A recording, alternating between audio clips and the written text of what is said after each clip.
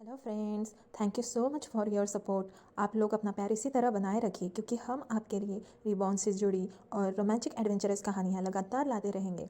तो बिना देर किए चलिए कहानी शुरू करते हैं। एक दिलचस्प लड़की। जैसे ही पेई यीजुन ने अपनी बात पूरी की, लियांग, चू जिम्यो और 3 अन्य पुरुष उसके पीछे आकर खड़े हो गए। उसने अपने सामने मौजूद 30 से अधिक लोगों की ओर निराशा के भाव से देखा। समूह के सबसे पीछे खड़ी मोबिंगस्यूट ने फायदे और नुकसान को तौलते हुए अपनी बाहें सिकोड़ीं। कुछ देर बाद उसने आखिरकार अपना मन बना लिया और अपना हाथ उठाया। भाई पेई, मैं आपके साथ जाना चाहती हूँ, उसने धीरे से कहा। उसकी डरपोक आवाज़ सुनकर हर कोई उसे देखने के लिए मुड़ा। ये देखकर कि वह एक लड़की है, छात्रों में से एक ने उसे समझाने की कोशिश की, क्लासमेट, तुम बस एक कमज़ोर लड़की हो। क्या तुम वाकई सामान खोजने के लिए उनके साथ जाना चाहती हो?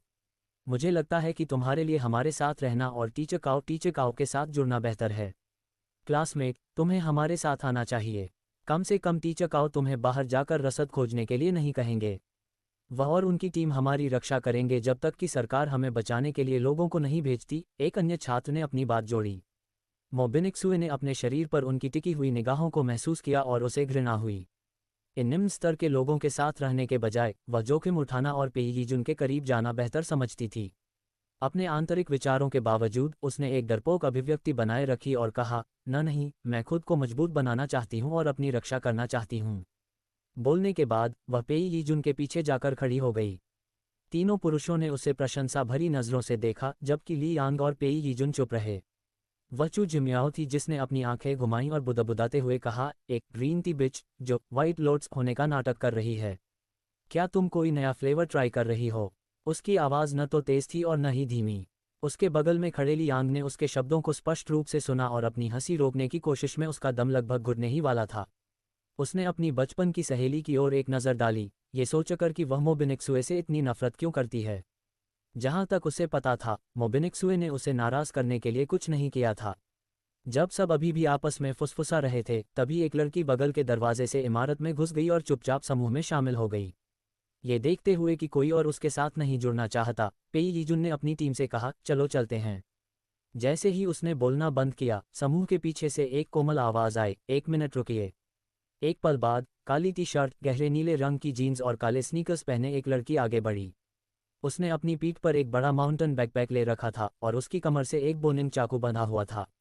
चलते समय उसके छोटे काले बाल हल्के से लहरा रहे थे। पेईयीजुन के सामने खड़े होकर लड़की मुस्कुराई और पूछा, सीनियर, क्या मैं आपकी टीम में शामिल हो सकती हूँ? अपना सिर झुकाते हुए पेईयीजुन की नज़र उससे मिली और वह उसकी आंखों में उत्साह देखकर हैरान रह गया। सर्वनाश के बाद वह जिन अधिकांश लोगों से मिला था, उनकी आंखों में दर्द, चिंता या ईर्ष्या थी। यहाँ तक कि उसके भरोसेमंद दोस्त की आंखों में भी रसद खोजने जाते समय हिचकिचाहट और डर दिखता था। उसे दिलचस्प पाकर वह मुस्कुराया और जवाब दिया, जरूर, लेकिन मैं तुम्हारी सुरक्षा के लिए जिम्मेदार नहीं रहूंगा। मैं अपनी रक्षा खुद कर सकती हूँ, लड़की ने जवाब दिया। पेईयीजुन ने कुछ देर तक उसे गौर से देखा और फिर मुड़कर कहा, चलो चलते हैं। निकलने से पहले उन्होंने ऐसी किसी भी चीज की तलाश की जिसे हथियार के रूप में इस्तेमाल किया जा सके। लोहे की छड़ें, लकड़ी की डंडियां और यहाँ तक कि टूटे हुए झाड़ू थामे वे दरवाजे पर खड़े हो गए। बाहर कई जॉम्बी बिना किसी लक्ष्य के घूम रहे थे और कर्कश आवाजें निकाल रहे थे। जैसे ही दरवाजा खोला गया, जॉम्बी अचानक जम गए और पीछे मुड़े। एक सेकंड बाद वे एक के बाद एक दहाड़े और उनकी ओर झपट पड़े। दुर्भाग्य से, चाहे वे कितनी भी तेजी से क्यों न चले हों, उनकी गति केवल तेज पैदल चलने जितनी ही थी। उन्हें करीब आते देख अंदर के छात्रों ने जल्दी से दरवाजा बंद करके ताला लगा दिया। प्रवेश द्वार पर खड़े होकर पेईयीजुन ने कहा, बिखर जाओ। उसके बोलते ही सब बगल में हट गए और दो दो लोगों की टीमें बना लीं। इससे पहले कि वे खुद को संभाल पाते, जॉम्बी अपने सड़ते हुए हाथों से उन तक पहुंच रहे थे। रोड दहाड़, जाओ लिजीक ने अपना बोनिंग चाकू निकाला और जॉम्बीज के हमलों से बचते हुए मोबिनिक्सुए के पीछे पीछे चलने लगी। उसकी नज़र ठंडी बनी रही और वह मोबिनिक्सुए से छुटकारा पाने के लिए जॉम्बीज का उपयोग करने के सही मौके का चुपचाप इंतजार करने लगी। उसी क्षण मोबिनिक्सुए ने चीखने से बचने की पूरी कोशिश की क्योंकि एक जॉम्बी अपना मुंह चौड़ा खोलकर उस पर झपटा। लोहे की छड़ को कसकर पकड़ते हुए वह पागलों की तरह उसे घुमाने लगी और बुदबुदाने लगी, करीब मत आओ, करीब मत आओ। शायद वह भाग्यशाली थी, उसके रैंडम हमले से जॉम्बी के सिर के किनारे पर जोरदार प्रहार हुआ। जॉम्बी गिर गया और उठने के लिए संघर्ष करने लगा। ये देखकर मोबिनिक्सुए की आंखों में घृणा और नफरत चमक उठी। उसने अपनी लोहे की छड़ उठाई और जॉम्बी के सिर को निशाना बनाते हुए उस पर जोर से प्रहार किया। डुआग, डुआग, डुआग, प्रहार की आवाज़। उसने बार बार प्रहार किया जैसे कि उस पर कोई शैतान सवार हो गया हो। कुछ देर बाद वह आखिरकार रुकी और जोर जोर से सांस लेने लगी। जमीन पर पड़े कीमा बने हुए सड़े हुए मांस को देखकर उसे घृणा हुई और वह वहीं उल्टी करने लगी। सौभाग्य से उसने कुछ खाया नहीं था और केवल 2 घूंट पानी पिया था, इसलिए उसके कपड़े गंदे करने के लिए कुछ भी बाहर नहीं निकला। पास ही एक आदमी ने उसकी स्थिति देखी और जल्दी से उसकी ओर भागा। एक जॉम्बी को उसके पीछे से आते देख उसने अपना हाथ हिलाया और पतली हवा में से लकड़ी की एक गेंद प्रकट हुई जो तेज गति से जॉम्बी की ओर उड़ती हुई गई। कड़क, लकड़ी की गेंद जॉम्बी के सिर से टकराए और उसे तुरंत मार दिया। जैसे ही जॉम्बी गिरा, आदमी मोबिनिक्सुए के पास पहुंचा और उसकी कोहनी पकड़कर उसे खुद को संभालने में मदद की। क्या तुम ठीक हो? उसने पूछा। कार चुनना। पीले पड़े चेहरे वाले उस आदमी की ओर ऊपर देखते हुए मोबिनिक्सुए ने देखा कि एक औसत दिखने वाला व्यक्ति उसे चिंता के साथ देख रहा है। अपनी निगाहें नीचे झुकाते हुए उसने कमजोरी भरी आवाज में जवाब दिया, मैं ठीक हूँ। मुझे बचाने के लिए आपका शुक्रिया। उसका पीला चेहरा देखकर उस आदमी को सहानुभूति महसूस हुई और उसने कहा, मेरे करीब रहो। मोबिनिक्सुए ने सिर हिलाया और शुक्रिया कहते हुए उसके कपड़ों के निचले हिस्से हेम को हल्के से खींचा। उसकी पकड़ महसूस कर वह आदमी मुस्कुराया और भी बहादुरी से लड़ने लगा, जैसे कि उसके अंदर एड्रेनालाइन उत्तेजना भर गया हो।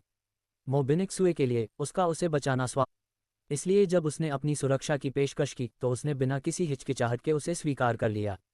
उससे कुछ ही दूरी पर जियाओ लिजी ने उसे उस आदमी की सुरक्षा को इतनी सहजता से स्वीकार करते देख उपहासपूर्ण मुस्कान दी। अब जब उसने सब कुछ स्पष्ट रूप से देख लिया था तो उसे एहसास हुआ कि वह अपने पिछले जीवन में कितनी मूर्ख थी।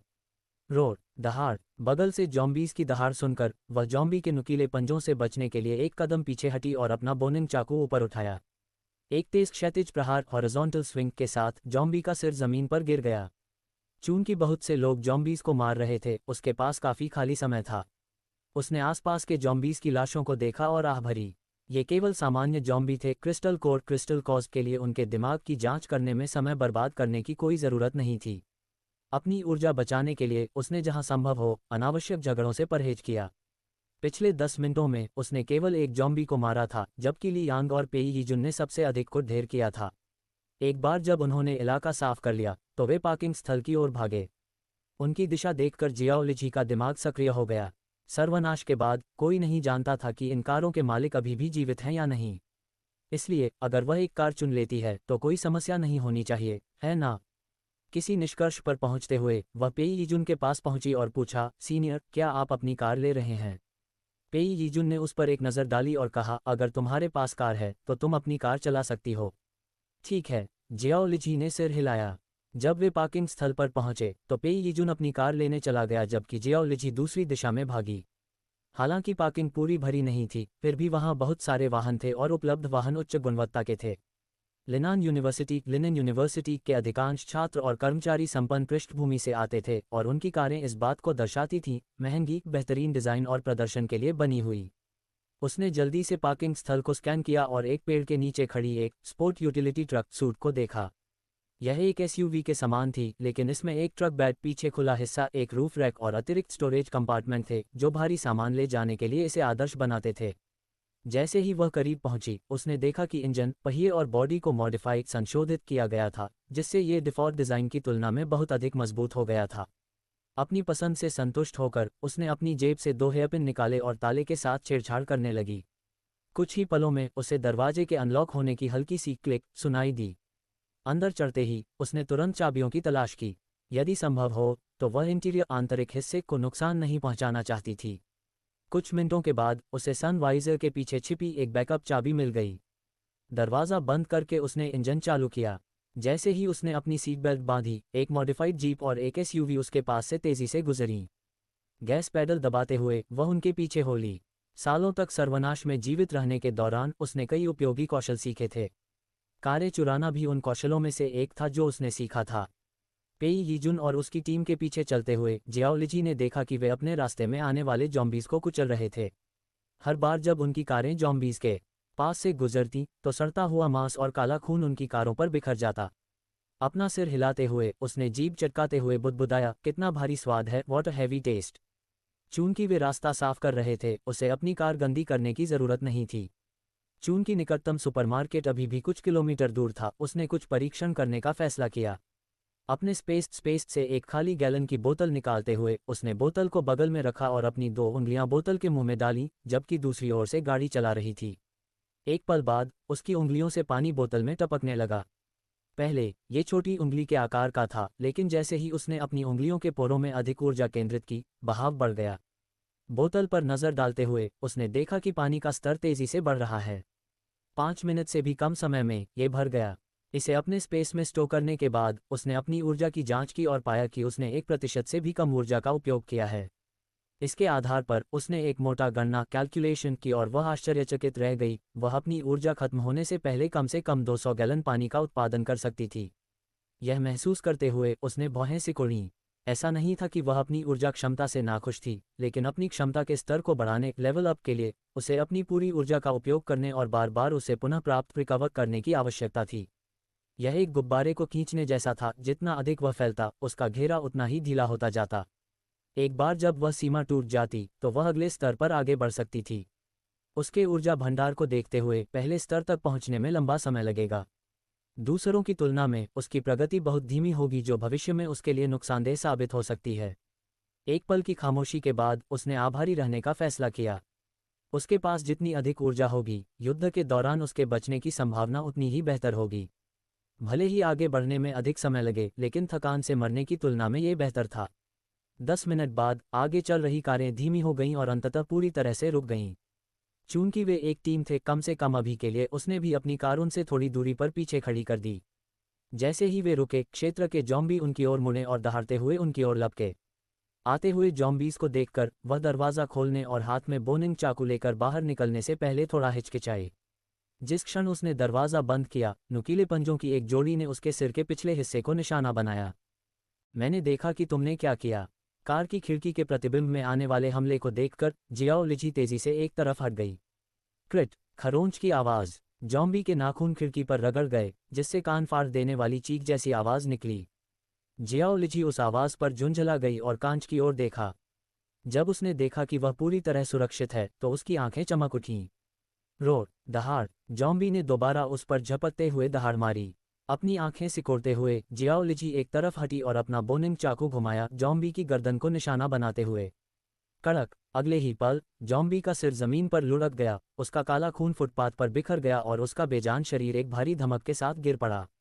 इससे पहले कि वह चैन की सांस ले पाती, 3 और जॉम्बी एक साथ उस पर झपट पड़े।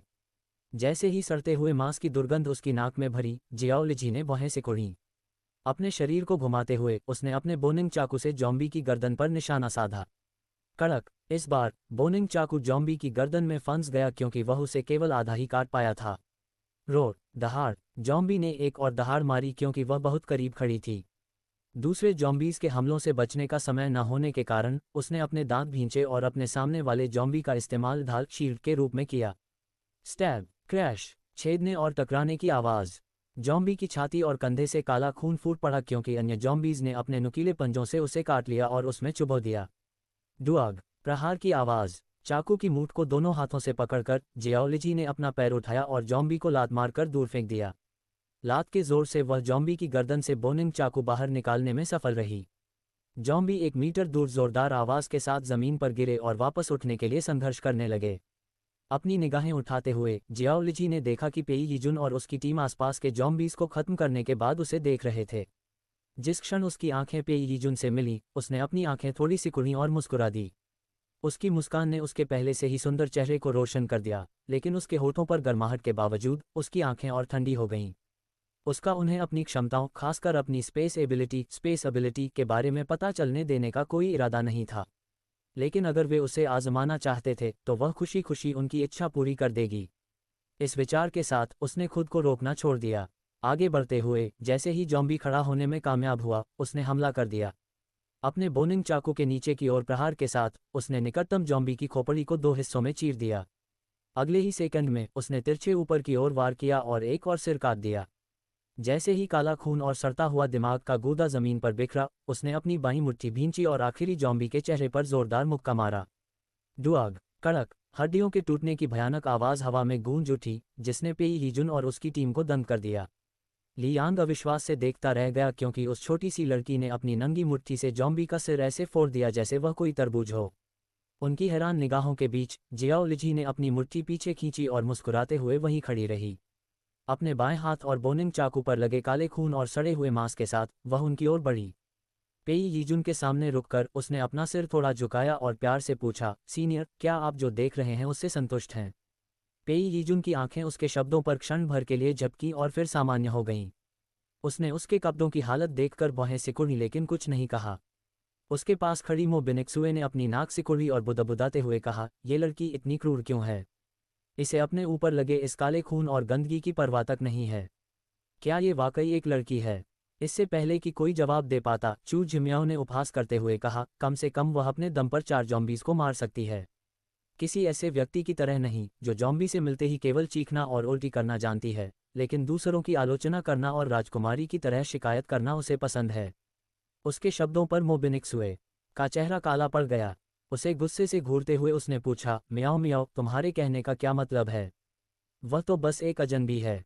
तुम उसका पक्ष क्यों ले रही हो? चू जिमियाओ ने सीधे उसकी आंखों में देखा और पलटकर पूछा, अगर मैं ले भी रही हूं तो उससे तुम्हें क्या लेना देना?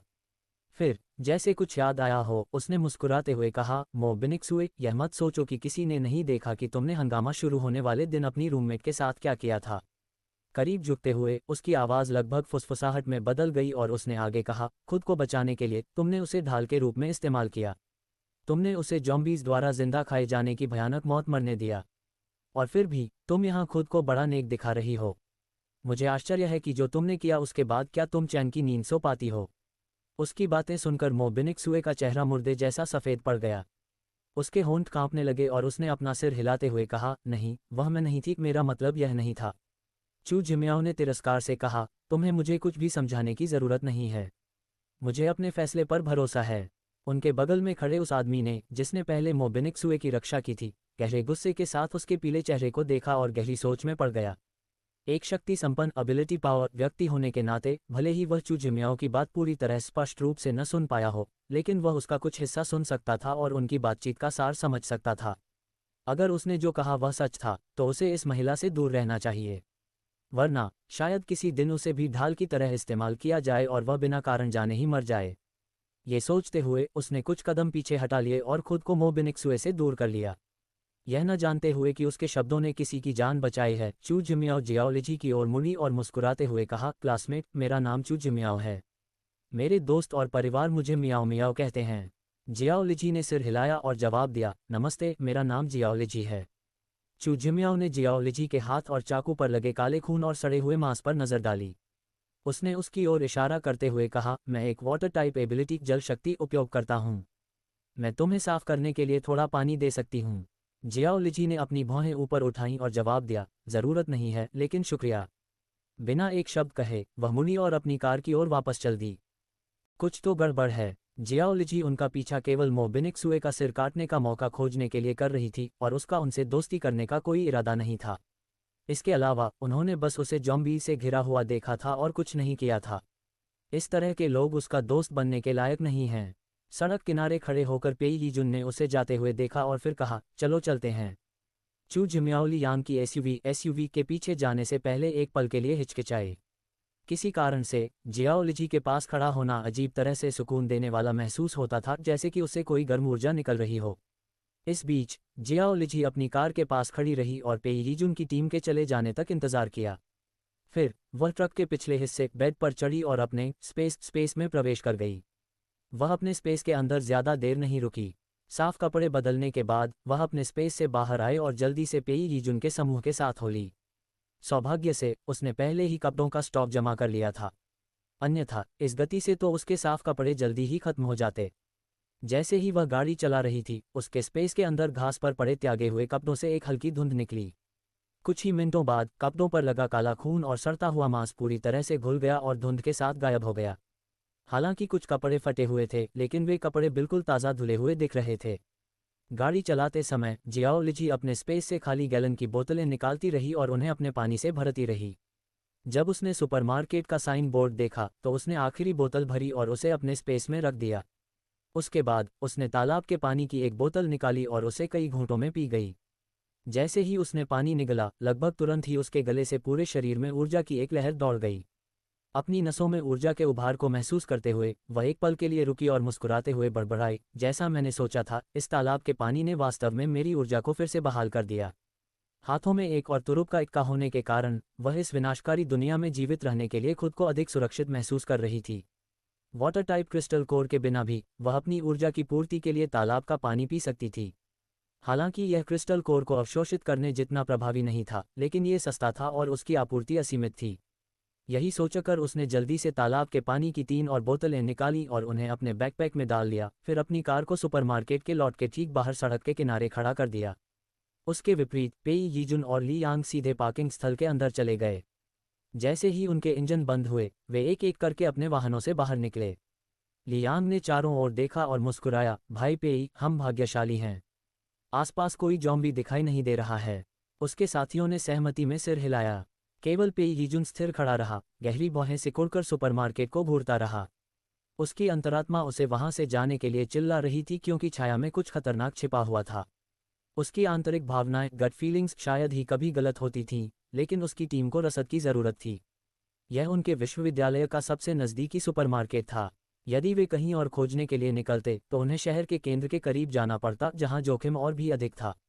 और इस बात की कोई गारंटी नहीं थी कि वहां कोई सामान अभी भी सुरक्षित होगा।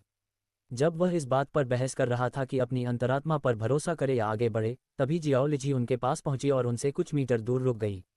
जैसे ही वह वहां खड़ी हुई, उसने उसे महसूस किया, सुपरमार्केट के अंदर से निकलती एक दमनकारी उपस्थिति। उसकी आंखें सिकुड़ गईं क्योंकि उसने आसपास के माहौल को स्कैन किया। नज़र में एक भी जॉम्बी नहीं था। उनकी दूर की दहाड़ें भी नहीं सुनाई दे रही थीं। जिस क्षण उसे इस बात का एहसास हुआ, उसकी रीढ़ में एक सिहरन दौड़ गई। कयामत के इस दौर में सबसे बुरा सपना जॉम्बी या म्यूटेंट जानवर भी नहीं थे, वे म्यूटेंट पौधे, म्यूटेंट प्लांट्स थे। जॉम्बीज या म्यूटेंट जानवरों के विपरीत म्यूटेंट पौधे अपने परिवेश में पूरी तरह घुल मिल जाते थे। आपको तब तक पता भी नहीं चलता कि वहाँ कोई है, जब तक कि बहुत देर न हो जाए। अपने पिछले जीवन में एक म्यूटेंट पौधे के साथ हुई मुठभेड़ की यादें उसके दिमाग में कौंधी और वह पेई यीजुन की ओर मुड़ी और कहा, सीनियर, ये जगह बहुत खतरनाक है। हमें जल्द से जल्द यहाँ से निकलना होगा। इससे पहले कि पेई यीजुन कोई जवाब दे पाता, मोबिनिक्सुए ने उसकी बातों पर उपहास किया और कहा, क्लासमेट, मुझे नहीं पता कि तुम्हारा इरादा क्या है, लेकिन हम अभी यहाँ आए ही हैं। हमने अभी अंदर की जांच तक नहीं की है और तुम अभी से भाई पेई को जाने के लिए कह रही हो। उसने अपने हाथ बांधे और तीखेपन से पूछा, क्या तुम सारा सामान खुद के लिए लेने की योजना बना रही हो? उसके आरोप पर पुरुषों के चेहरे काले पड़ गए। यहाँ तक कि चू जिमियाओ और ली यांग ने भी जियाओ लिजी पर संदेहास्पद नजरें डालीं। उनकी प्रतिक्रिया देखकर जियाओ लिजी ने अपनी बाकी की चेतावनी निगल ली। अगर उन्हें अपनी जान की परवाह नहीं थी तो वह क्यों फिक्र करे? वे जल्द ही समझ जाएंगे। पेई यीजुन ने, हालांकि, उसकी बात को गंभीरता से लिया। वह उसके पास चलकर आया और उसकी पैनी नज़रें जियाओ लिजी से मिली जब उसने पूछा, क्या तुम कुछ जानती हो? जियाओ लिजी ने उसकी आंखों में देखा और गंभीरता से कहा, भले ही यह सुपरमार्केट उपनगरों में है, लेकिन यह असंभव है कि यहाँ एक भी जॉम्बी ना हो। कम से कम मालिक या कर्मचारियों को तो यहाँ होना चाहिए था। कुछ तो गड़बड़ है। पेई यीजुन ने इमारत का अध्ययन किया और पूछा, क्या होगा अगर वे अभी भी जीवित हों और अंदर छिपे हों? ये सुनकर उसने अपना सिर हिलाया और उत्तर दिया, यदि लोग अंदर होते तो दरवाजों पर बैरिकेड्स होते। वहां लड़ाई के संकेत होते, खून के धब्बे, मलबा, कुछ भी। फिर उसने सुपरमार्केट के प्रवेश द्वार की ओर इशारा किया और पूछा, आसपास देखो। क्या तुम्हें लड़ाई का कोई निशान दिखता है? यहाँ तक कि खून की एक बूंद भी? पेई यीजुन की नज़र ने एक पल के लिए परिवेश को स्कैन किया और उसकी रीढ़ में सिहरन दौड़ गई। उसके दिल में बेचैनी की तीव्र भावना उमड़ पड़ी। इस बार उसने अपनी सहज बुद्धि पर भरोसा करने का फैसला किया और कहा, हम जा रहे हैं। जैसे ही उसने ये कहा, उसकी टीम ने उसे अविश्वास से देखा। उन्होंने उम्मीद की थी कि वह जियाओ लिजी की निराधार बातों को खारिज कर देगा, या कम से कम पहले सुपरमार्केट की जांच करेगा। अप्रत्याशित रूप से उसने बिना दोबारा सोचे वहां से जाने का चुनाव करने में जरा भी संकोच नहीं किया। चू जिमियाओ, जो सामान छोड़ने के लिए तैयार नहीं थी, ने पुकारा, भाई पेई। लेकिन इससे पहले कि वह अपनी बात पूरी कर पाती, जियाओ लिजी अचानक चिल्लाते हुए उसकी ओर झपटी, सावधान। सुनहरे रंग का क्रिस्टल कोर 1। जैसे ही जियाओ लिजी चिल्लाई, हर कोई मुड़ा। ठीक उसी समय उन्होंने एक धातु की सुई को तेज गति से चू जिमियाओ की ओर बढ़ते देखा। भले ही वह टीम में शामिल हो गई थी और रसद खोजने के लिए बाहर निकली थी, लेकिन ली यांग ने हमेशा उसकी रक्षा की थी। एक अमीर परिवार की लाडली बेटी होने के नाते उसके पास युद्ध का शून्य अनुभव था। जब वह जीवन और मृत्यु की स्थिति का सामना कर रही थी, तब चू जिम्याओ डर के कारण हिल भी नहीं पा रही थी। जैसे ही उसने सोचा कि मृत्यु निश्चित है, उसके सामने एक साया प्रकट हुआ। धातु की सुई उसके शरीर को छेदती, उससे 1 सेकंड पहले ही जियाओ लिजी ने अपना बोनिंग चाकू घुमाया। क्लैंग, कड़क, धातु के टकराने और टूटने की आवाज़। उसके हमले के बल के कारण सुई मुड़ गई और पास की दीवार से जा टकराए। हवा में धूल का गुबार उठा क्योंकि कंक्रीट पर मकड़ी के जाले की तरह दरारें फैल गईं। टक्कर के बल से जियाओ लिजी का हाथ सुन्न हो गया, लेकिन उसके पास संभलने का समय नहीं था। एक भारी दबाव उसकी ओर बढ़ा, जिससे उसके दिल की धड़कन तेज हो गई। बिना सोचे समझे वह घूमी और उसने चू जिमियाओ को लात मारी। डुआग, प्रहार की आवाज़। इस प्रहार ने चू जिमियाओ को मोबिनिक सुए और पास के कई पुरुषों के ऊपर फेंक दिया। वे जोरदार धमक के साथ जमीन पर गिर पड़े। जिस क्षण जियाओ लिजी ने उसे दूर भेजा, वह मुड़ी और अपना बोनिंग चाकू ऊपर उठाया। क्लैंग, बूम, एक कान फोड़ देने वाली टक्कर ने धूल और मलबे को उड़ा दिया। जैसे ही धूल शांत हुई, जियाओ लिजी ने खुद को एक विचित्र आधे सड़े हुए जीव के आमने सामने पाया। पुनर्जन्म के बाद पहली बार उसकी आंखों में डर की चमक दिखाई दी। जॉम्बी की रूहहीन काली आंखें उसकी आंखों में गड़ गईं। अन्य जॉम्बीज के विपरीत ये दहाड़ा नहीं और न ही बिना दिमाग के हिला। ये बस उसे घूरता रहा, शांत और गणनापूर्ण। फिर, जैसे कि वह उसके विचार पढ़ रहा हो, उसके चेहरे के मानवीय आधे हिस्से पर एक भयावह मुस्कान तैर गई। उसे देखते ही जियाओ लिजी के शरीर ने उसके दिमाग द्वारा स्थिति को समझने से पहले ही प्रतिक्रिया दी। उसने अपने घुटने मोड़े और पीछे की ओर छलांग लगा दी। जब वह हवा में थी, उसने देखा कि जॉम्बी अचानक उस जगह से गायब हो गया। पलक झपकते ही वह उसके पीछे फिर से प्रकट हो गया। खतरे को भांपते हुए वह बिजली की गति से घूमी और हमले को रोकने के लिए अपने हाथों को क्रॉस एक्स आकार कर लिया। डुआग, बूम, जॉम्बी के धातु के हाथ ने उसे भारी बल के साथ मारा, जिससे वह सुपरमार्केट के लॉट से बाहर जा गिरी। उसका शरीर सड़क के पार एक विशाल पेड़ से टकराया और उसके हाथ तेजी से सूज गए। जैसे ही वह खुरदरी छाल से नीचे फिसली, उसके होठों के कोने से खून टपकने लगा। खांस, कॉफ। जैसे ही जॉम्बी जमीन पर उतरा, वह मुस्कुराया और उसकी ओर झपटा। सावधान रहो, पेई यीजुन अपना हाथ हिलाते हुए चिल्लाया। उसकी आवाज़ सुनते ही जियाओ लिजी की आंखें पैनी हो गईं। उसने अपने दांत भींचे, टीस मारते दर्द को सहा और अपना हाथ उठाया। कड़क, प्रैंक, टूटने की आवाज़। 1 सेकंड में एक पारदर्शी जल कवच वाटर शील्ड प्रकट हुआ, लेकिन जॉम्बी के धातु के मुके के नीचे वह तुरंत चकनाचूर हो गया। उसी समय बिजली का एक कड़कड़ाता बोल्ट जॉम्बी की पीठ पर लगा, जिससे उसकी हलचल एक संक्षिप्त क्षण के लिए रुक गई। अवसर का लाभ उठाते हुए जियाओ लिजी ने अपनी कलाई झटकी, जिससे पानी की 3 ब्लेड तेज गति से जॉम्बी के सिर की ओर कटती हुई गईं। Clang, clang, clang. Blade zombie की गर्दन पर लगी, लेकिन उसकी धातु से ढकी खाल को भेदने में विफल रहीं। ये देखकर उसकी अभिव्यक्ति और गंभीर हो गई। जॉम्बी ने अपनी हरकतें वापस पाने के बाद फिर से अपना धातु का मुक्का घुमाया। जियाओ लिजी ने अपनी आंखें सिकुड़ी और बगल की ओर लुढ़क गई, मुश्किल से हमले से बचते हुए। कड़क, उसका मुक्का पेड़ के तने में गहराई तक समा गया, जिससे एक बड़ा छेद हो गया। जॉम्बी से कुछ मीटर की दूरी पर खड़ी जियाओ लिजी जोर जोर से सांसें ले रही थी। वह पेई यीजुन और उसकी टीम को घूरने के लिए मुड़ी और चिल्लाई, क्या तुम सब यहाँ सिर्फ तमाशा देखने आए हो? मिलकर इस पर हमला करो। जब उन्होंने उसके शब्द सुने तो वे होश में आए। हालांकि उन सभी ने अपनी शक्तियों एबिलिटीज को जगा लिया था, लेकिन जियाओ लिजी को जिस तरह से पीटा गया था, उसे देखने के बाद किसी ने भी जॉम्बी का डटकर सामना करने की हिम्मत नहीं की। आखिरकार कयामत से पहले वे केवल साधारण लोग थे। शक्तिशाली राक्षसों से लड़ने की तो बात ही छोड़िए, वे अपनी क्लास के दबंग के खिलाफ जाने की हिम्मत तक नहीं करते थे। ये देखते हुए कि किसी ने कोई कार्रवाई नहीं की, लियांग ने अपनी मुट्ठियां भींची और जॉम्बी की ओर भागा, अपनी मुक्का उसकी पीठ पर मारने का लक्ष्य रखा। जिस क्षण चू जिम्याओ ने यह देखा, उसकी आंखें डर से फटी रह गईं और वह चिल्लाई, लियांग। डुआग। उसके चिल्लाने के कारण जॉम्बी पीछे मुड़ा और आने वाले हमले को रोक दिया। जैसे ही लियांग की मुट्ठी जॉम्बी की धातु की भुजा से टकराए, उसकी हड्डियां टूट गईं और उसका मांस फट गया। उसके घावों से खून रिसने लगा और जमीन पर टपकने लगा। खून की गंध पाते ही जॉम्बी की काली आंखें उत्साह से चमक उठीं। इससे पहले कि लियांग प्रतिक्रिया दे पाता, उसने अपनी विशाल धातु की भुजा फैलाई और उसे पकड़ लिया। अख! लियांग के गले से एक चीख निकल गई क्योंकि जॉम्बी ने उसके शरीर के चारों ओर अपनी पकड़ मजबूत कर ली थी। उसे लगा जैसे उसके अंग आपस में कुचले जा रहे हैं और उसका पूरा शरीर दर्द में था। उसके गले तक लोहे खून का स्वाद भर गया और उसके होंठों से खून बहकर उसकी ठुड्डी तक आ गया। अपने दोस्त को बचाने की कोशिश करते हुए पेई यीजुन ने अपना हाथ हिलाया और बिजली की 3 कड़कें जॉम्बी की ओर उड़ीं। ये देखकर जियाओ लिजी की आंखें एक पल के लिए चमकीं और उसने अपनी कलाई झटकी। एक पल में पतली हवा से पानी की ब्लेडें प्रकट हुईं और बिजली की कड़क की ओर उड़ीं। कड़क, बूम। जिस क्षण पानी की ब्लेडें और बिजली की कड़क आपस में टकराईं, बिजली को पानी की ब्लेडों ने सोख लिया। जब सबने ये देखा तो उनकी आंखें सदमे से फटी रह गईं, खासकर पेई हीजुन की। उसकी थंडर टाइप एबिलिटी बिजली की शक्ति में मजबूत प्रहार शक्ति थी, फिर भी छोटी पानी की ब्लेडों के सामने वह वास्तव में हार गई थी। उनकी हैरान निगाहों को नज़रअंदाज करते हुए जियाओ लिजी ने अपने सूजे हुए हाथों को उठाया और अपनी हथेलियों को आपस में जोड़ लिया। एक पल में पानी की ब्लेडें एक में मिल गईं। अर्धचंद्राकार पानी की ब्लेड एक गोल पानी की डिस्क में बदल गई। पानी की डिस्क के किनारे सूरज की रोशनी में चमक रहे थे, जबकि नीले रंग की बिजली की चिंगारियां उसके चारों ओर कड़क रही थीं। अपने हाथ के एक इशारे के साथ पानी की डिस्क जॉम्बी की ओर उड़ी, उसकी गर्दन के पिछले हिस्से को निशाना बनाते हुए। आते हुए हमले को भांपते हुए जॉम्बी पीछे की ओर कूदा, प्रहार से बचते हुए। हमलों की एक श्रृंखला के बाद पेई यीजुन के साथियों ने आखिरकार कार्रवाई की। लकड़ी की 3 गेंदें तेज गति से आगे बढ़ीं, जॉम्बी को निशाना बनाते हुए। सुनहरे रंग का क्रिस्टल कोर्ट 2। जहां ये हमला एक सामान्य जॉम्बी के खिलाफ प्रभावी था, वहीं लेवल 2 के जॉम्बी के सामने ये बच्चों का खेल था। इससे पहले कि लकड़ी की गेंदें जॉम्बी को लगतीं, उन्हें 3 धातु की सुइयों ने चकनाचूर कर दिया।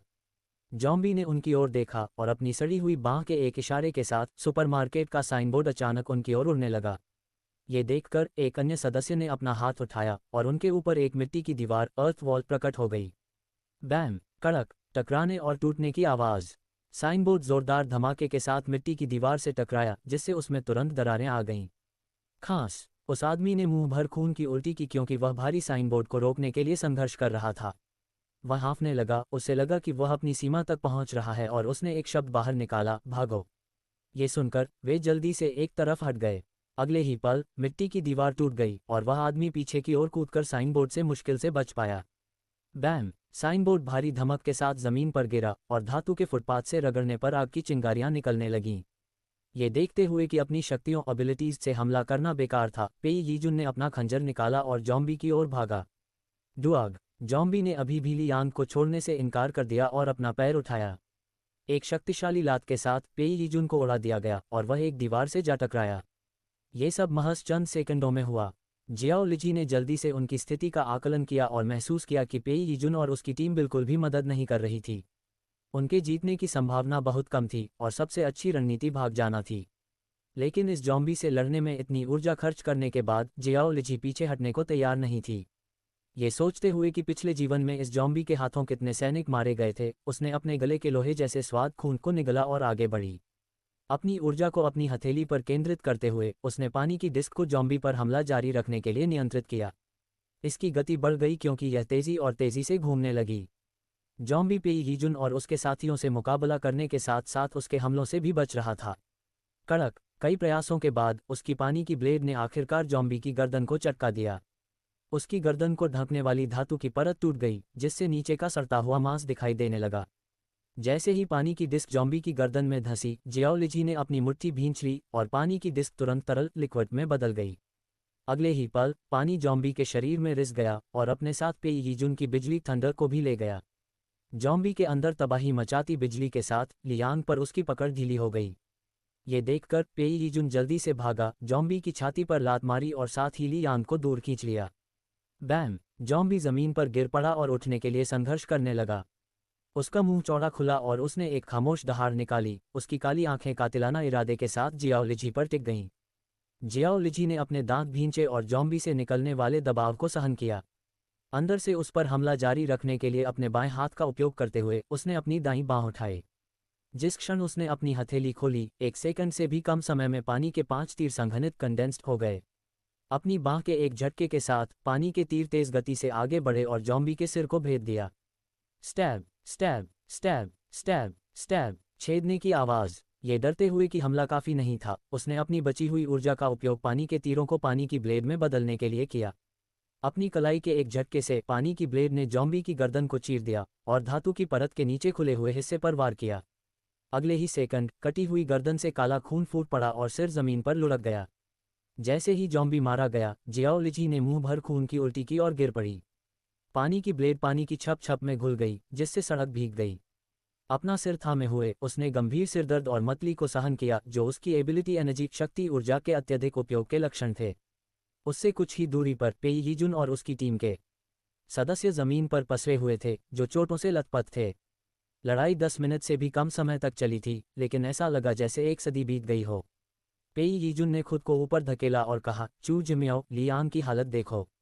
तुम तीनों अंदर जाओ और पानी तथा कुछ दवाएं लेकर आओ। उसकी बातें सुनकर वे लड़खड़ाते हुए अपने पैरों पर खड़े हुए और जल्दी से अपने काम करने चले गए। कामों को बांटने के बाद पेई यीजुन अपने पैर घसीटते हुए जियाओ लिजी की स्थिति देखने के लिए उसकी ओर बढ़ा।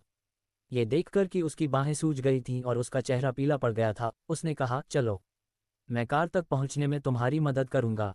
तुम्हें आराम करने और अपनी चोटों का इलाज करने की ज़रूरत है। उसका स्पर्श महसूस कर जियाओ लिजी ने उसके हाथ हटा दिए और कहा, मैं ठीक हूँ। खुद को ऊपर धकेलते हुए उसने कई गहरी सांसें लीं और मतली को दबाया। कुछ देर बाद केवल सिरदर्द रह गया। हालांकि ये दर्दनाक था लेकिन सहनीय था। पेई यीजुन की चिंता को नज़रअंदाज करते हुए वह अपनी कार की ओर चल दी।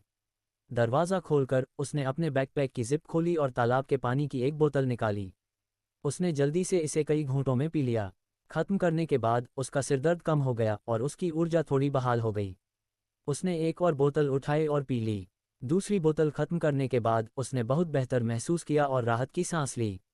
उसका पिछला बोनिंग चाकू लड़ाई के दौरान टूट गया था, इसलिए उसने अपने स्पेस से एक और चाकू निकाला। कार का दरवाज़ा बंद करने के बाद वह जॉम्बी के सिर की ओर बढ़ी। एक तेज़ गति के साथ उसने अपना चाकू घुमाया और उसे 2 हिस्सों में चीर दिया। काला खून और सड़ा हुआ पदार्थ जमीन पर बिखर गया क्योंकि उसने दिमाग को कुरेदा। एक पल बाद उसे एक सुनहरे रंग का क्रिस्टल कोर मिला जो लगभग अंगूठे के नाखून के आकार का था। कोर को पकड़कर उसने पानी की एक छोटी गेंद बनाई और उसे साफ करने के लिए इस्तेमाल किया। चमकते हुए क्रिस्टल कोर को देखकर आखिरकार उसके चेहरे पर एक मुस्कान आ गई। लेवल 2 का मेटल टाइप क्रिस्टल कोर प्राप्त करना एक अप्रत्याशित लेकिन सुखद आश्चर्य था। हालांकि लड़ाई खतरनाक रही थी, लेकिन उसे बहुत कुछ हासिल हुआ था। वह महसूस कर सकती थी कि लड़ाई के बाद उसकी ऊर्जा की बाधा कमज़ोर हो गई थी। अगर वह कुछ और राउंड लड़ी तो वह अगले स्तर तक पहुंचने ब्रेक थ्रू में सफल हो सकती है। हीलिंग टाइप एबिलिटी उपचार शक्ति। लेकिन सबसे महत्वपूर्ण बात यह है कि लेवल 6 के जॉम्बी का छिपा हुआ खतरा समय से पहले ही खत्म हो गया है। वे सैनिक जो इससे लड़ते हुए मारे गए थे, अब उन्हें जीवित रहने का मौका मिलेगा। कुछ देर आराम करने के बाद उसने काफ़ी बेहतर महसूस किया और सुपरमार्केट की ओर चल दी। जब वह प्रवेश द्वार पर पहुंची तो मोबिनिक्सुए ने उसका रास्ता रोक लिया और कहा, तुम अंदर नहीं जा सकती। क्यों नहीं? जियाओ लिजी ने पूछा। भाई पेई ने इस जगह को खोजा था, इसलिए हमें रसद पहले लेने का अधिकार है, मोबिनिक्सुए ने स्वाभाविक स्वर में जवाब दिया। उसकी बातें सुनकर जियाओ लिजी ने उपहास किया और कहा, मैंने बहुत से निर्लज लोग देखे हैं, लेकिन तुम्हारे जैसा बेशर्म कोई नहीं देखा। बोलने के तुरंत बाद उसने मोबिनिक्सुए को एक तरफ धकेला, दरवाज़ा खोला और अंदर चली गई। अचानक हुए इस हमले से बेखबर मोबिनिक्सुए एक चीख के साथ जमीन पर गिर गई। वह गुस्से में अपने दांत पीसते हुए जियाओ लिजी की पीठ को घूरने लगी। कुछ ही दूरी पर चू जिमियाओ और अन्य लोग लियांग के घावों की देखभाल करने में व्यस्त थे। वह पहले से ही चिंतित और व्याकुल थी, इसलिए जब उसने मोबिनिक्सुए के बेशर्मी भरे शब्द सुने तो वह खुद को और नहीं रोक सकी। मोबिनिक्सुए, क्या तुम इतना कष्टप्रद अननोइंग होना बंद नहीं कर सकती? उसने गुस्से से पूछा। अगर वह नहीं होती तो हम सब अभी मर चुके होते। तुम्हारी खाल कितनी मोटी है जो उसे रसद लेने से रोक रही हो? उसने गुस्से में आगे कहा। इस बार पुरुषों ने मोबिनिक्सुए का पक्ष नहीं लिया। उनमें से एक ने कहा, अगली बार इसे साथ न लाना ही बेहतर है। इसने कुछ योगदान नहीं दिया और केवल मुसीबत खड़ी की। लकड़ी की शक्ति वुड एबिलिटी वाले आदमी ने उसकी ओर गुस्से में देखा और कहा, चाहे हम कितने भी कमज़ोर क्यों न हो, हम फिर भी अपने जीवित रहने के मौके के लिए लड़ते हैं। लेकिन यह वास्तव में छिप गई और इसने बिल्कुल भी मदद नहीं की। खतरे का सामना करते समय कम से कम हम अपनी रक्षा कर सकते हैं और अपने साथियों पर बोझ नहीं बनते। वह बस एक साधारण व्यक्ति है। वह न केवल एक बोझ है बल्कि हमारे लिए मुश्किलें भी खड़ी करती रहती है, एक अन्य व्यक्ति ने अपनी बात जोड़ी। ये सुनकर मोबिनिक्सुए का दिल नफरत से भर गया। उसने उनकी ओर देखा, फिर पेई यीजुन की ओर। जब उसकी नज़र पेई यीजुन की ठंडी निगाहों से मिली तो उसकी रीढ़ में सिहरन दौड़ गई। वह समझ गई कि अगर उसने कुछ नहीं किया तो यह आखिरी बार होगा जब वह उनके साथ शामिल हो सकेगी। एक पल की हिचकिचाहट के बाद वह खड़ी हुई और कहा, मैं भी एक एबिलिटी यूजर शक्ति उपयोग करता हूँ। चू जिमियाओ ने तंज कसा और जवाब दिया, मुझे लगता है कि तुम्हारी सबसे अच्छी काबिलियत एक ग्रीन टी बिच की तरह नाटक करना है। चू जिमियाओ, अगर तुम मुझे उकसाती रही तो हमारी दोस्ती तोड़ने के लिए मुझे दोष मत देना, मोबिनिक्सुए ने गुस्से में कहा। चू जिमियाओ ने अपने हाथ बांधे और कहा, भले ही तुम चाहती, पर हमारे बीच कभी कोई दोस्ती थी ही नहीं। अपने दुखते माथे को सहलाते हुए पेई यीजुन ने कहा, बस बहुत हुआ। उसने अपनी टीम की ओर देखा और आदेश दिया, जाओ रसद की जांच करो और उन्हें कारों में ला दो। हम यहाँ और समय बर्बाद नहीं कर सकते। हालांकि वे अभी भी लियांग के बारे में चिंतित थे, लेकिन वे केवल आदेशों का पालन कर सकते थे और सुपरमार्केट में दाखिल हो गए। पेई यीजुन ने फिर चू जिमियाओ की ओर देखा और कहा, तुम भी जाओ। लेकिन मैं। इससे पहले कि वह अपनी बात पूरी कर पाती, पेई यीजुन ने उसे बीच में ही टोक दिया, जाओ। उसकी झुंझलाहट को भांपते हुए चू जिमियाओ ने एक पल के लिए अपनी निगाहें नीचे झुका लीं, फिर ली यान का हाथ छोड़ दिया और सुपरमार्केट के अंदर चली गई। जब वे अकेले रह गए तो पेई यीजुन मोबिनिक्सुए की ओर मुड़ा और पूछा, तुम्हारे पास कौन सी शक्ति है? मोबिनिक्सुए की आंखों में उम्मीद की चमक जागी और उसने जल्दी से कहा, भाई पेई, मैं ली यान की चोटों को ठीक कर सकती हूँ। पेई यीजुन ने अपनी भौहें ऊपर उठाईं और कहा, एक हीलिंग टाइप एबिलिटी, उपचार शक्ति। मोबिनिक्सुए ने उत्साह से सिर हिलाया और लियान के पास जाकर उसका हाथ पकड़ लिया।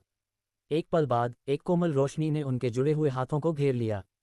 पास खड़े पेई यीजुन ने देखा कि लियान के शरीर पर खरोंचें और छोटे घाव धीरे धीरे भर रहे थे। उसे यकीन नहीं था कि उसके दोस्त को अंदरूनी चोटें आई हैं या नहीं, लेकिन उसके बाहरी घाव वास्तव में भर रहे थे, भले ही धीरे धीरे। मोबिनिक्सुए पर नजर डालते हुए उसने मन ही मन सोचा, लगता है कि वह पूरी तरह से बेकार नहीं है। सुपरमार्केट के अंदर चू जिमियाओ और उसके साथी इंस्टेंट नूडल्स और पानी ले जाने के लिए ट्रॉलियों का इस्तेमाल कर रहे थे। रसद लादते समय उन्होंने कुछ प्रोटीन बार और ब्रेड भी लिए। खाते हुए उन्होंने एसयूवी और जीप में सामान भरना जारी रखा। वे अपने कामों में इतने डूबे थे कि उन्होंने ध्यान ही नहीं दिया कि चावल, आटा, तेल और मसालों वाला हिस्सा पूरी तरह से खाली हो चुका था। इस बीच जियाओ लिजी गोदाम वेयरहाउस से रसद इकट्ठा कर रही थी। जैसे ही उसने इसे खाली किया, उसे आखिरकार समझ में आ गया कि इस क्षेत्र में कोई लोग या जॉम्बी क्यों नहीं थे। गोदाम के कोने में हड्डियों और सड़े हुए मांस के ढेर लगे थे।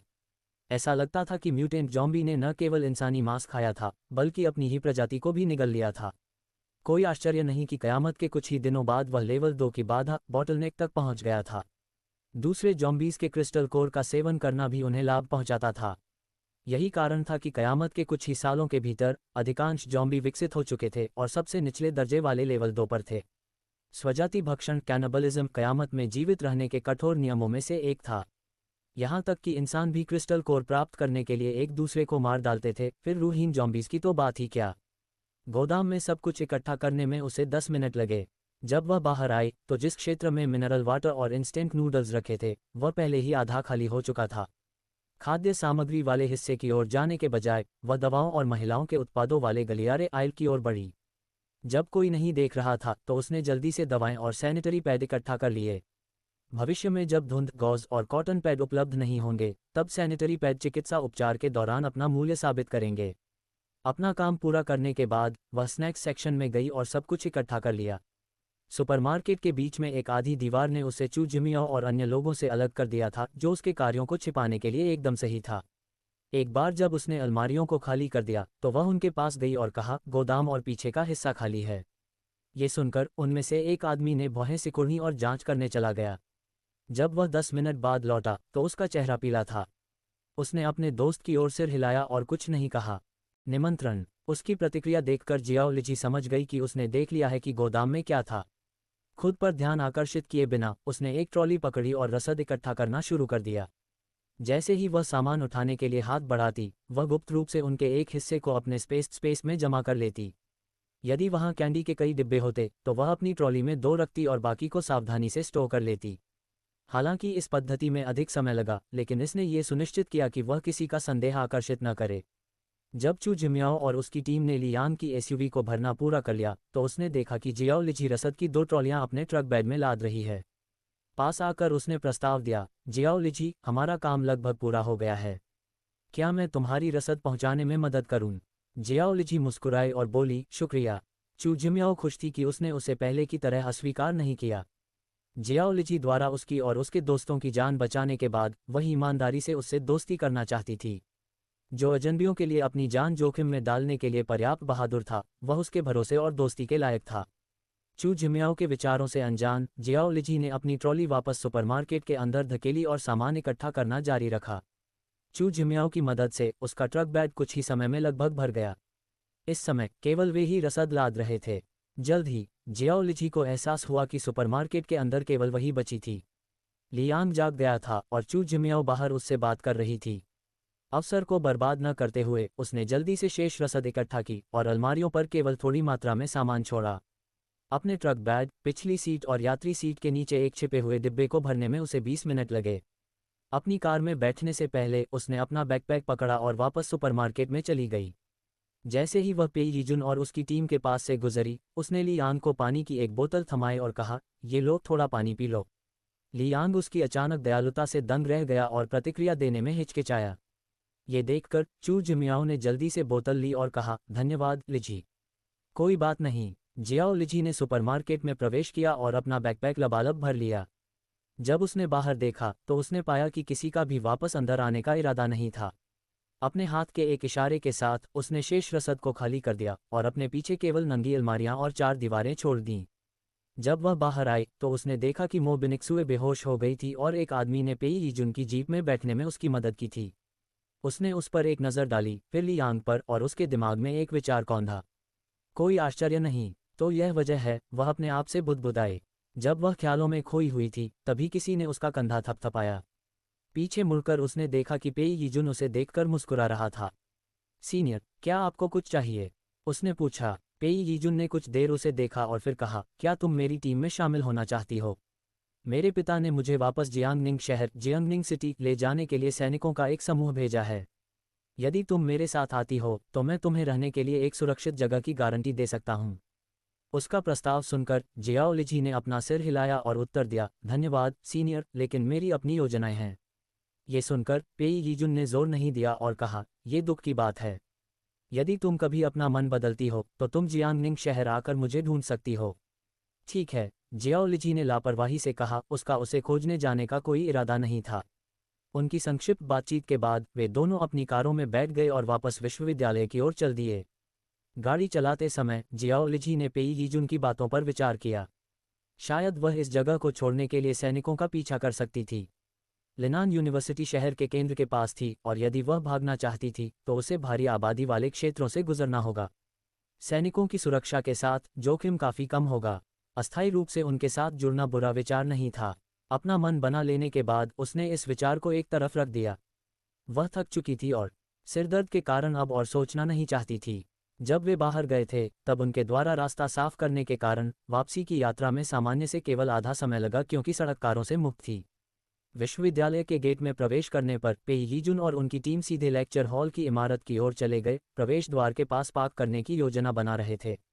इससे रसद ले जाना आसान हो जाता और आपात स्थिति में जल्दी बाहर निकलना संभव होता। उनके पीछे चलते हुए जियाओ लिजी ने एक पल के लिए सोचा और झील के पास पार्क करने का फैसला किया। इसलिए इससे पहले कि वे इमारत तक पहुंचते उसने अचानक एक तेज मोड़ लिया और दूसरी दिशा में चली गई। कार के अंदर पेई यीजुन की टीम के एक सदस्य ने ये देखा और कहा, भाई पेई, वह व्यक्ति दूसरे रास्ते चला गया। रियरव्यू मिरर पीछे देखने वाला दर्पण पर नजर डालते हुए पेई यीजुन ने जवाब दिया, उसके बारे में चिंता करने की जरूरत नहीं है। वह केवल अस्थायी रूप से साथ चल रही है। उस आदमी को उसके जैसा मजबूत व्यक्ति भर्ती न कर पाने का अफसोस हुआ, लेकिन उसने कुछ नहीं कहा।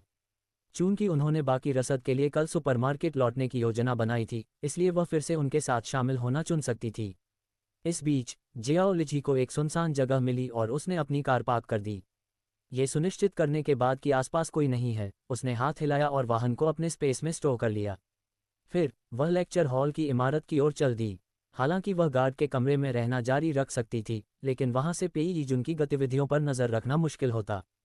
चूंकि उसने उनका पीछा करने की योजना बनाई थी, इसलिए पास रहना बेहतर था।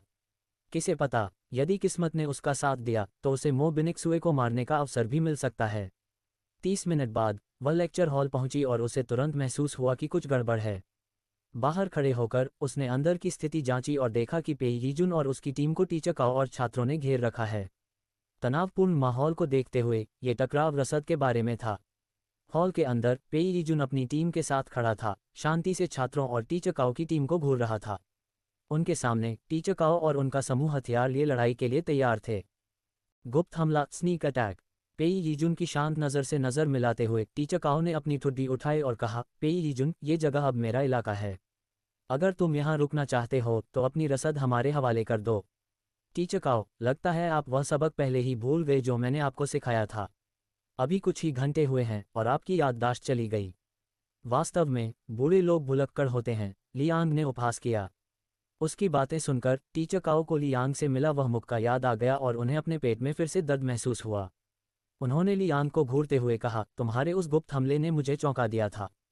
क्या तुम्हें सच में लगता है कि तुम मुझे एक निष्पक्ष लड़ाई फेयर फाइट में हरा सकते हो? जैसे ही उन्होंने ये कहा, चू जिमियाओ जोर से हंस पड़ी और पूछा, निष्पक्ष लड़ाई? टीचर काओ, क्या आपको लगता है कि जॉम्बी आपको तैयारी करने का समय देंगे? अपने दांत पीसते हुए उन्होंने उन्हें घूरा और पूछा, तुम्हें लगता है कि मैं तुम्हें मारने की हिम्मत नहीं करूंगा?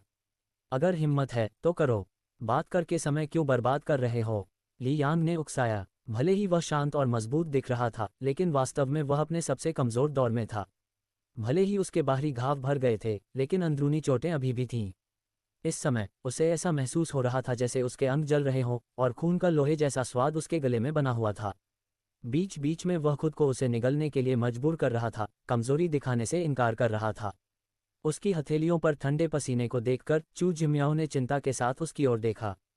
उनके पास खड़े पेई यीजुन ने भी अपने दोस्त की हालत पर गौर किया।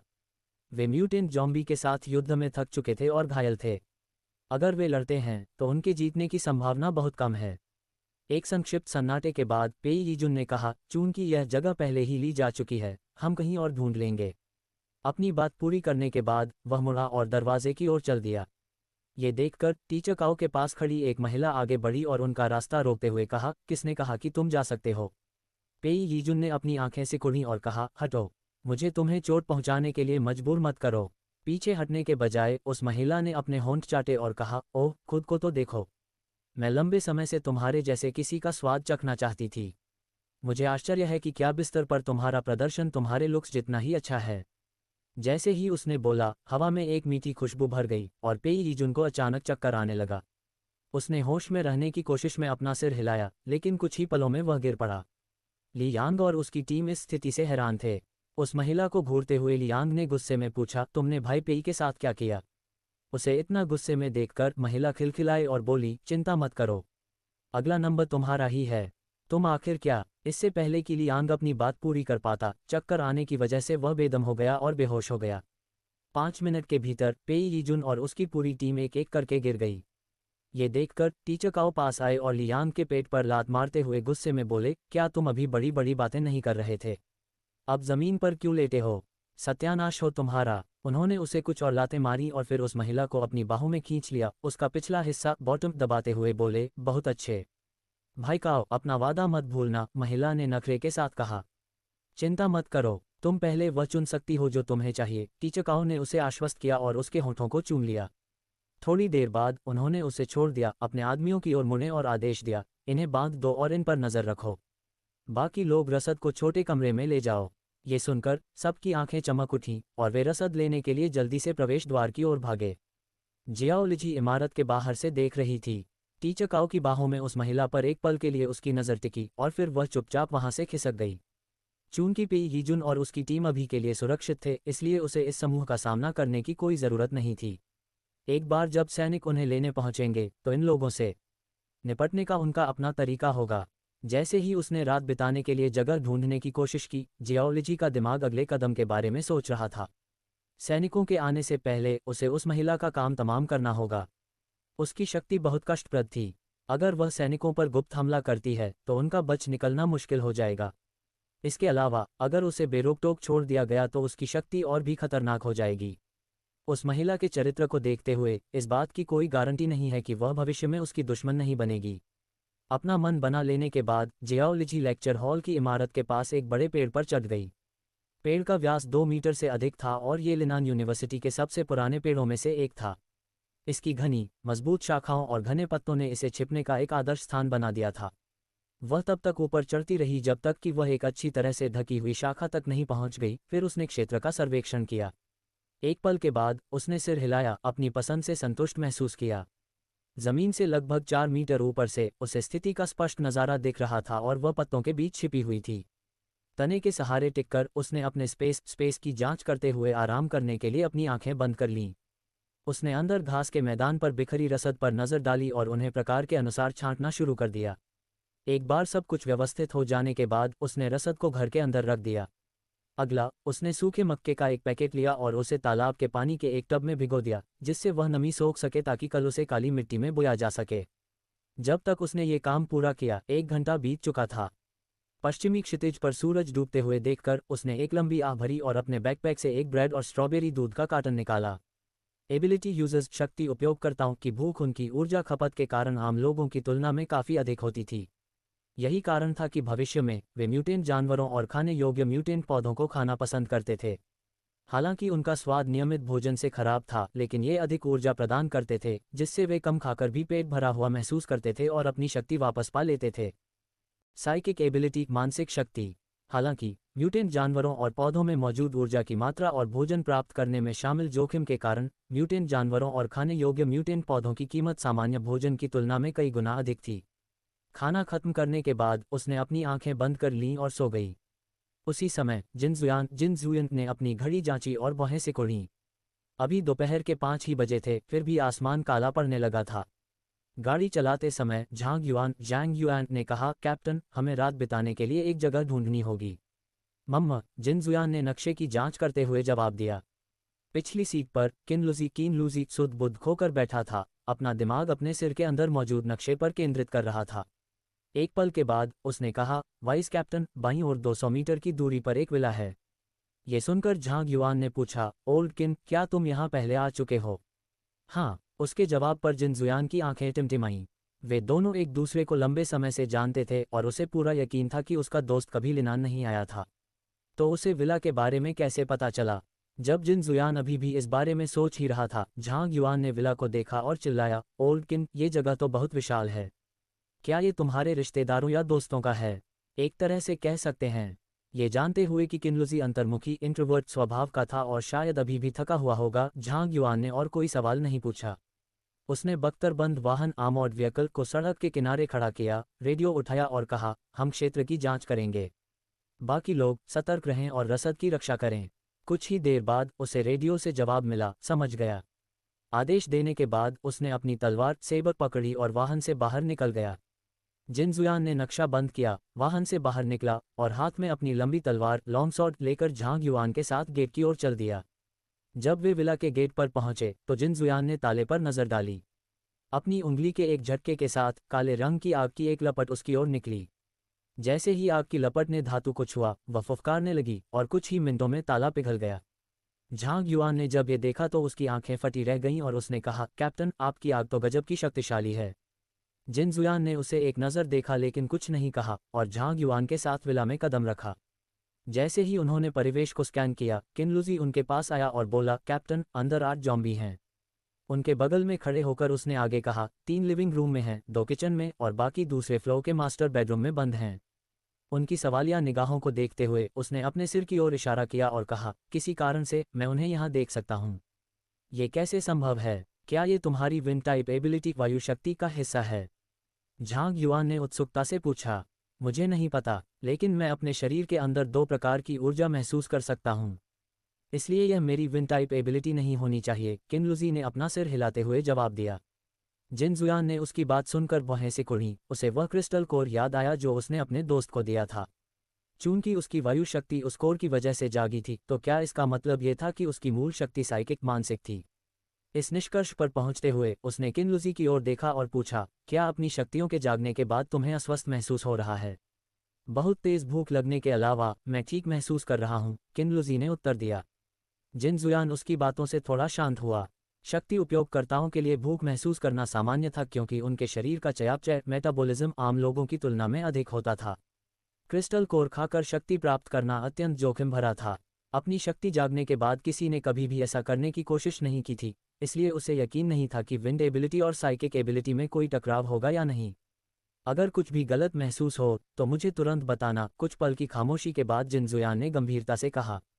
किनलुजी ने उसके गंभीर चेहरे को देखा और महसूस किया कि कुछ गड़बड़ है, लेकिन उसने अपने विचार अपने तक ही सीमित रखे और सिर हिलाया, समझ गया। एक संक्षिप्त बातचीत के बाद तीनों ने विला में प्रवेश किया। किनलुजी की चेतावनी के कारण उन्हें ज़ॉम्बीज़ के स्थानों के बारे में पहले से पता था और उन्होंने दरवाज़ा खोलने से पहले घात लगाने एम्बुश की तैयारी कर ली थी। रोर दहाड़ जैसे ही दरवाज़ा खुला, 3 ज़ॉम्बी जिन पर झपटे। उनके मुंह चौड़े खुले थे जिससे उनके नुकीले दांत दिखाई दे रहे थे। इससे पहले कि वे करीब आ पाते, जिन ने अपनी उंगलियां झटकीं जिससे काली आग की 3 लपटें निकलीं। जैसे ही लपटों ने जॉम्बीज को छुआ, वे ऐसे जल उठे जैसे उन पर पेट्रोल छिड़का गया हो। आग ने उन्हें पूरी तरह घेर लिया। काली आग से जलने के बावजूद जॉम्बीज को कोई दर्द महसूस नहीं हुआ और वे उनकी ओर बढ़ते रहे। ये देखकर झांग युआन ने समय बर्बाद नहीं किया, अपनी तलवार कई बार घुमाई और उनके सिर काट दिए। काली आग ने जॉम्बीज को कमजोर कर दिया था, जिससे उनकी हड्डियां कोयले की तरह भुरभुरी हो गई थीं, जिससे उनके सिर काटना आसान हो गया था। 5 मिनट बाद जॉम्बीज काली राख के ढेर के अलावा और कुछ नहीं रह गए। बाकी 2 आ रहे हैं, किनलुजी ने चेतावनी दी। कुछ ही पलों बाद उन्होंने रसोई से जॉम्बीज की जानी पहचानी दहाड़ें सुनी। चूंकि वे रात को वहीं रुकने वाले थे, इसलिए जिन जुयान ने जगह को साफ रखने के लिए उन्हें जलाने का विकल्प चुना। उसने अपना हाथ उठाया और 2 काली लपटें जॉम्बीज के सिर में घुस गईं, उनके दिमाग को अंदर से बाहर तक जलाने लगीं। 1 मिनट से भी कम समय में जॉम्बीज जोरदार धमक के साथ जमीन पर गिर पड़े और आग ने उनके शरीर को सिर से पांव तक घेर लिया। झांग युआन ने यह दृश्य देखा, अपना थूक निगला और कहा, कैप्टन, आप बहुत कमाल के हैं। ये कुछ भी नहीं है, जिन जुयान ने शांति से जवाब दिया। जॉम्बी की लाश को देखकर झांग युआन को लगा कि सीधे दिमाग को जलाना वास्तव में सबसे कुशल कदम था, लेकिन ये बहुत क्रूर भी था। वह कल्पना भी नहीं कर सकता था कि अपने दिमाग को अंदर से बाहर तक जलते हुए महसूस करना कितना दर्दनाक होगा। इस संभावना के बारे में सोचकर ही उसकी रीढ़ में सिहरन दौड़ गई। एक बार जब उन्होंने निचली मंजिल साफ कर ली, तो वे दूसरी मंजिल की ओर बढ़े। जैसे ही उन्होंने दूसरी मंजिल पर कदम रखा, उन्हें मास्टर बेडरूम से जोर जोर से टकराने की आवाज़ें सुनाई दीं।